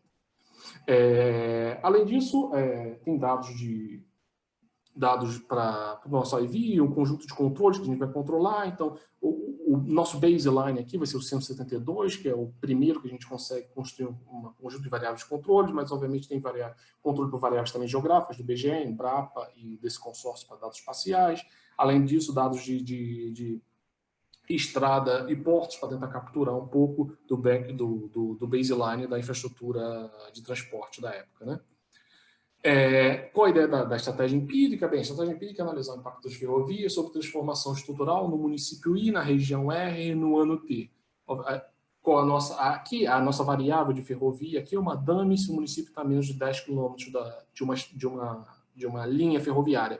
Por que a gente usa essa medida? A gente usa essa medida porque é meio padrão da literatura, porque, primeiro, você tem uma margem de erro na construção do sistema ferroviário, a partir de dados desses mapas históricos, e por outro lado, nem todas as linhas ferroviárias passam pelo centro da cidade, né, pela sede do município. E aqui, basicamente, a gente analisa a distância para a sede do município. Então, você tem aí uma margem de erro, de maneira que trabalhar com demanda, com uma dummy passa a ser o normal nessa literatura. Além disso, a gente vai controlar com um efeito fixo de município, né, entre 72 e 50, capturar essas características que não variam no tempo. Um efeito fixo de tempo interagido por região, né, capturar essas tendências comuns por regiões. Um conjunto de baseline aqui, de controles que são basicamente os controles das características socioeconômicas do 172, características geográficas, características de transporte e características... Não lembro se tem mais uma coisa, acho que coisa eu vou lembrar. E tudo interagido por uma dummy um efeito fixo de tempo, né, porque trabalhando com um painel aqui. Obviamente, tem uma heterogeneidade aqui na expansão das ferrovias. Então, o que a gente vai fazer é utilizar essa característica da expansão das ferrovias brasileiras, que se deu por dois motivos. Um, interligar os municípios do interior aos portos e conectar os diferentes sistemas, conectar as diferentes capitais das províncias, dos estados, e os diferentes sistemas regionais que até então eram independentes, ali na década de 30. Então, o que a gente vai fazer é pensar o seguinte: se eu quisesse conectar todos os municípios existentes no Brasil em 1872 ao porto mais próximo existente em 1850, eu pego lá atrás para tentar evitar algum tipo de endogeneidade.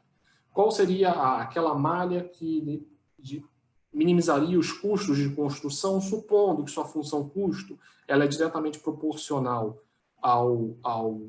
às características geográficas, basicamente à inclinação do terreno e a presença ou não de rios. Então, basicamente, o que a gente faz? A gente pega o mapa do Brasil e a gente vai discretizar esse mapa do Brasil em células de meio quilômetro por meio quilômetro.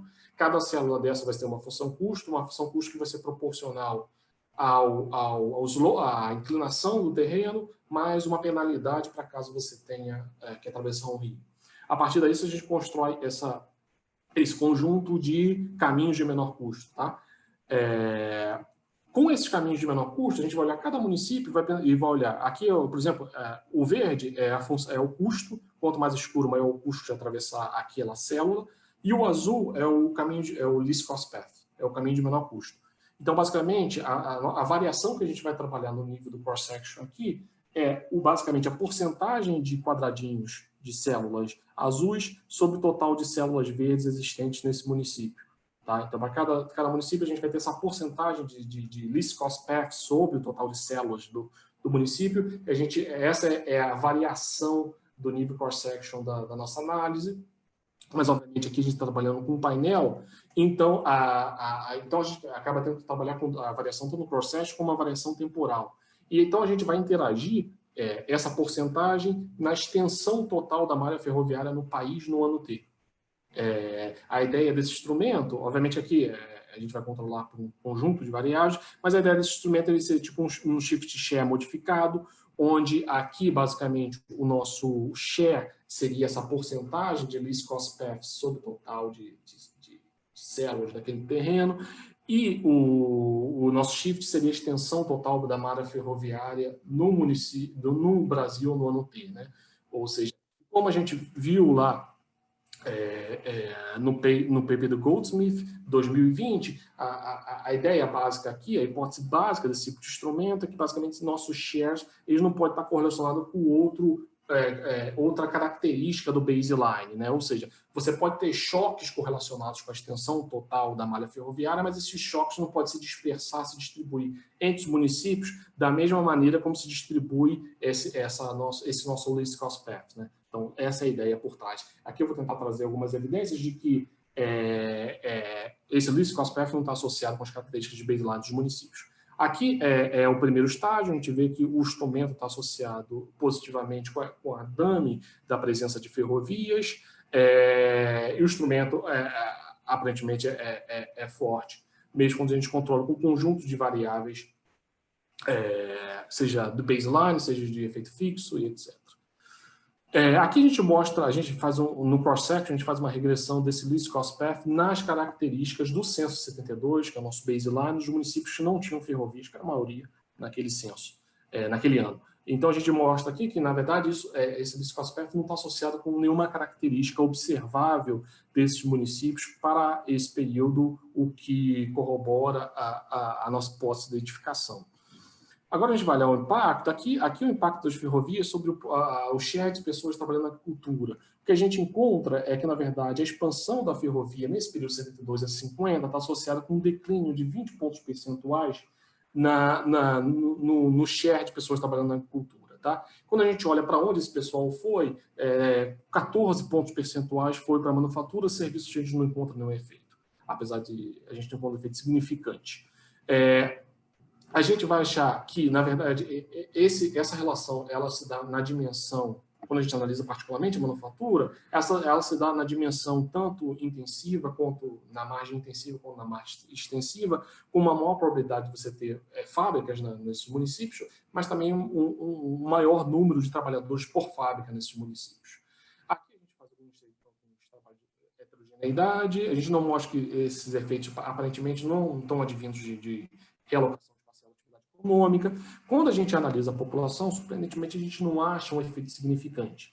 Aqui, aparentemente, o que a gente está encontrando é que, na verdade, essa expansão da ferrovia, apesar de ela estar associada com a transformação estrutural, parece ser uma transformação estrutural a nível local e não exatamente uma migração de pessoas. Infelizmente, não tem nada de migração para todo esse período, mas não parece ser um efeito de migração ou de transferência de pessoas de regiões rurais para regiões urbanas, né? Aqui a gente faz uma heterogeneidade. Também a gente parece que esse efeito de efeito de aglomeração ou efeito de migração parece estar muito mais concentrado em municípios que vão ter mais de 5 estações ferroviárias. Municípios com menos disso a gente não encontra nenhum efeito, parece estar mais concentrado nesses municípios, essa dinâmica talvez populacional e não exatamente só simplesmente transformação estrutural local. Também a gente mostra como tem uma alocação espacial. Aqui a gente vai analisar 2 mecanismos, uma integração de mercados, adoção de novas tecnologias. Obviamente aqui a ideia de integração de mercados permitiria com que municípios se especializassem em diferentes produções, gerando uma modificação na composição setorial daquelas localidades. Então, para a gente ver se de fato as ferrovias impactaram convergência de preços, a gente cria uma variável, que é uma variável também recorrente na literatura, que é a diferença em logs dos preços de 2 cidades, I e J. A gente faz tipo uma equação gravitacional, onde essa diferença de preços para cada município I e J, a gente vai rodar numa DAMI se os 2 municípios I e J têm estações tem ferrovias, estão a menos de 10 quilômetros de uma ferrovia em 1910, porque a gente controla... Oi, pode falar. Tem 5 minutos, tá? Ah, valeu. A gente controla por a distância entre o município e J, que seria uma proxy para o custo de comércio entre os dois municípios, e a gente controla por um conjunto de características do município e J. Aqui obviamente, o que eu tenho são características desses dois municípios, e eu crio uma DAM, os dois municípios estão no primeiro quartil da distribuição dessas características de IJ. Além disso, a gente controla por um efeito fixo de região. Obviamente que aqui tem um problema da endogeneidade, novamente, então a gente vai usar aqui também, muito parecido com o nosso outro caso, mas aqui no cross-section, a porcentagem de grid, né, de células em que passam um least cost paths no município, sobre o total de células, como um instrumento para a expansão da ferrovia no município. A gente usa o mínimo aqui, porque a gente está trabalhando com os dois municípios, né? A gente supõe quanto, se o mínimo deles aumenta, isso está associado com uma probabilidade de ter ferrovia. O que a gente encontra aqui, especificamente para milho, é que a expansão da ferrovia está associada com uma diminuição de mais ou menos de 22% da diferença de preço de milho entre essas localidades. Na mesma medida, quando a gente olha para outros bens, a gente encontra também uma diminuição de cerca de 22% para milho, de 27% para feijão, de 36% mais ou menos para cachaça, e farinha algo em torno de 30%. Então, assim, a expansão da ferrovia é associada com uma diminuição da dispersão de preço entre os municípios. Por outro lado, você tem a dinâmica da adoção de novas tecnologias, né? A importação de máquinas e equipamentos era sempre um desafio, principalmente para aquelas fábricas localizadas mais no interior do Brasil, principalmente Minas Gerais, que é muito grande e tinha bastante fábrica têxtil no período, porque, basicamente, o transporte era muito complicado, né? E muitas vezes você tinha que construir pontes para transportar máquinas têxteis para esses locais. Então, obviamente, que a chegada das ferrovias, ela permite facilita essa importação de máquinas e equipamentos, o que, de maneira, a gente espera gerar um aumento de produtividade desse setor produtivo. Então, a gente mostra aqui que a expansão da ferrovia também está associado com, aqui os dados, né, de importação entre 1878 e 1973 de máquinas para a indústria têxtil.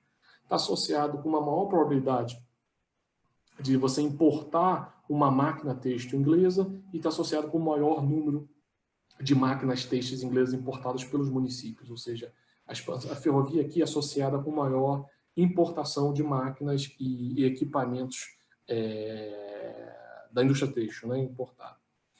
Quando a gente olha o censo de 40, a gente vai ver que a ferrovia está associada, aqui basicamente o setor manufatureiro, está associada com um maior capital investido por trabalhador, isso só manufatura, tá? Maior capital investido por trabalhador na manufatura e, da mesma maneira, um maior produto por trabalhador, né? Aqui, obviamente, a ideia é que provavelmente essa expansão da malha ferroviária associada com o aumento de importação de tecnologias ajudou o aumento de produtividade nesse setor, mas também está associado ao aumento do investimento de capital por trabalhador nesse setor, né? Então, essa é a ideia. Então, aqui só para concluir, então, o que a gente mostra aqui é ferrovia associada com transformação estrutural. No geral, a entrada da ferrovia está associada com uma diminuição de 20 pontos percentuais no número de trabalhadores no setor agrícola. A gente mostra que os efeitos sobre a população, surpreendentemente, a gente encontrou, são bem limitados aqui, quando ele existe em municípios com mais de 5 estações ferroviárias. A gente traz evidências de 2 mecanismos relevantes, que um é a integração de mercados, a ferrovia está associada com uma diminuição da dispersão de preços, e outro é a adoção de novas importação de máquinas e equipamentos das exportadoras britânicas para o Brasil. Com isso eu termino aqui. A gente pode abrir para perguntas que vocês tiverem. Vou assumir aqui o papel de mediador para te ajudar. Valeu, porque eu não estou lendo. Pedro. Então, tem uma pergunta aqui do Rafael Bruce, e ele pergunta se slope na inclinação, ele fala que é diferente de ruggedness, né, de rugosidade. E aí, por que usar um e não usar o outro para essa sua função custo? Uma boa pergunta. Na verdade, a literatura, a minha ideia partiu porque a literatura basicamente usa slope para você calcular isso. Eu nunca cheguei a tentar trabalhar com essas outras variáveis e calcular a partir delas, mas, de fato, seria possível. Eu não tenho nenhuma resposta de por que exatamente a escolha de uma e não a escolha de outra. A literatura toda, basicamente, usa slope para calcular isso, e não Huggins, mas, de fato, seria possível e daria para calcular. Mas seria interessante ver isso. Valeu. Uma pergunta minha, na verdade, Pedro, é se você chegou a testar se a sua indicadora lá de Railroads é menor que 10 km a distância, né? Você chegou a testar outras distâncias. Seria legal você botar um gráfico, né, mostrando... Eu botei, tá aqui. Ah, é legal. E passei rápido. Lembrei. Aqui o efeito é basicamente concentrado em 10 km. Quando você analisa já 10 a 20 km, esse efeito já não é mais significante. E esse resultado é parecido com o da literatura. A literatura, no geral, encontra mais ou menos isso. Tem gente que trabalha com 10 km, tem gente que trabalha com 20 km. Varia um pouco, mas, no geral, o efeito acaba sendo muito concentrado nesse tipo de magnitude. Outra coisa que podia ser legal, e aí como sugestão, acho que foi o Daniel fez a sugestão quando apresentou esse paper lá no seminário do PIMES, no UFPE, que é incluir o teste da Austin, né? Porque a gente balança um pouquinho lá quando você está incluindo controles, e aí você pode ajudar a tirar qualquer preocupação, qualquer red flag aí de parecerista. Né? Isso, não, com certeza. Está na minha agenda, que eu não tive tempo para fazer para cá, mas está na minha agenda, pode ter certeza. O Vinícius Peçanha está perguntando aqui se teve influência de poder político local, né, na decisão de construir a railroad no município. Algum tipo de lobby. Com certeza tem uma enorme evidência da historiografia brasileira mostrando que era relevante esse poder político local para a construção das ferrovias. De toda maneira, apesar de você ter essa dinâmica política, de toda maneira, os recursos para você construir essas ferrovias eram bem escassos. Então, por mais que você vai ter algumas regiões que, por conta do poder político local, elas vão acabar tendo uma probabilidade maior de ser conectadas ao sistema, de toda maneira, para você chegar a esses locais, você tem que fazer o mínimo de minimização de custo para você construir esse sistema todo. Né? Ele não pode se basear completamente em endogeneidade para o nível político, porque seria impossível você fazer isso naquele momento. Mas com certeza existe isso. Pode falar. Não, só uma pergunta. Você fez alguma análise com os salários? Porque eu vi que você tem a dispersão de preços, né? Eu não sei se você tem de salários. Quando você tem essa mudança da agricultura para a manufatura, eu não sei se eu perdi em algum momento. Não, eu não mostrei nada de salário, não.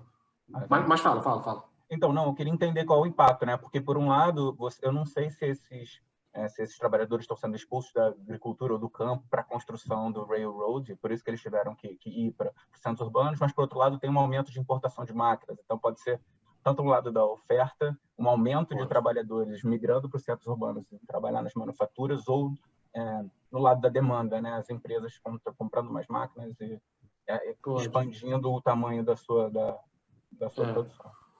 O que a gente tem de salário, o que eu tenho, pelo menos aqui, é o censo de 20. Mas o censo de 20, a informação de salário por município se concentra apenas na agricultura. Para a manufatura, eu não tenho informação de salário por nível de município, só tem para agricultura. O que eu faço é rodar aqui, que essa minha última coluna aqui, log do salário na agricultura, o que encontro que a ferrovia está associada com uma diminuição desse log, desse salário. O que faz sentido aqui na dimensão de que talvez aí é difícil explicar o que se é uma dimensão da demanda ou se da oferta, né? O que a historiografia aponta é que você tem primeiro uma dimensão de que um dos primeiros impactos da ferrovia é que ela basicamente acabou com um grande mercado de transporte por mulas que era associado ao setor agrícola brasileiro. Se liberou muita mão de obra que estava associado à agricultura, que basicamente ficavam transportando por mulas produção agrícola, né? Esse pessoal acaba sendo liberado e talvez isso explique essa queda do salário, nesse caso. Poderia ser uma explicação. Mas tem muita coisa aqui dentro que é difícil distinguir, né? Mas eu acho que seria uma explicação associada à literatura. Bom, eu acho que não temos mais perguntas, né? Então, obrigado, Pedro, pela informação. É muito bem redondinho, né? Está bem maduro. Valeu. Bem, obrigado. Aí a gente tem, eu não sei, é o horário que eles vão nos expulsar, não sei como é que funciona aqui, mas Mas se quiser bater um papo e sei lá. Ia ser legal, né? A gente conseguir botar essa mesa aqui de história econômica no SBE. Sabe, ano que vem, né? A gente conseguir repetir o feito. Pois é, né? Eu acho que é a primeira vez. 3 papers assim, eu acho que é a primeira vez. Eu não lembro de ter visto, não. Então, é interessante. Não, E engraçado gente... que o seu trabalho e do Fernando conversam completamente, né? Tipo, os Exato, dois. né? Exato. Então, Eu estava surpreso que eu não tinha visto ainda. Eu acho que não tem, né? Então, não, a gente não soltou o draft ainda não. Tá quase pronto, né? A gente vai lançar um trailer. Eu tava do working paper, mas ele vai sair em breve. Ainda não soltamos, não. Ah, legal, legal. E esse paper é com você, o Breno e o Vladimir. Vladimir. Você sozinho? Não, eu com o Breno e com o Vladimir, né? Legal. Cara, eu acho que assim, uma parada legal seria tentar aprofundar nesse mecanismo ali mais de curto prazo. É muito tempo, é muito tempo, né? Porque você está trabalhando com o Brasil inteiro, né? Isso. Para digitalizar todo o censo de 20. O problema é isso, é uma bagunça, né? Entendeu? Eu tenho uma coisa daquela região que eu estou trabalhando, né? Nordeste, Sudeste e Sul, né? Eu não tenho tudo, mas seria muito legal se você conseguisse tempo para tentar ver como essas coisas vão desenvolver ao longo do tempo, né? Seria muito mas você maneiro. fez assim na mão mesmo ou conseguiu em algum lugar? Porque eu procurei, né? Mas é muito difícil. Os censos mais antigos aqui, tudo em PDF, umas tabelas imensas, né? Tudo em PDF, cara. Eu fiz tudo na mão, basicamente fiz tudo na mão. É muito difícil. Tem um ou outro programa que pode te ajudar. Eu comprei um programa uma vez aí. Ele até ajuda em alguma coisa. Acho que o nome dele é ABBYY, um negócio desse. De OCR, né? Ele te ajuda em alguma coisa, mas assim, é limitado, sabe? Não vai resolver todos os seus problemas. Mas te ajuda em alguma coisa em digitalizar algumas tabelas. Mas muita coisa tem que ser feita na mão. Eu acho que ia ser bem legal fazer. Acho que até uma sugestão que saiu para mim, fazer essa questão de persistência, né? Pegar outros censos. Ia ser mais legal ainda se eu quanto mais eu considerar. Eu tenho um de 1960, que é o censo que a gente tem microdado fácil ainda, né? Mas o 1940 e 20 eu queria, né? Estou procurando aí. Mas, pelo visto, acho que o caminho é esse, né? 20, 40 e 50. Não conheço ninguém, não conheço nada que tenha digitalizado completamente esses censos. Só um parênteses bem rápido, acho que vale a pena parar a gravação. Mas a gente pode parar aqui? É legal, Que aí vocês podem conversar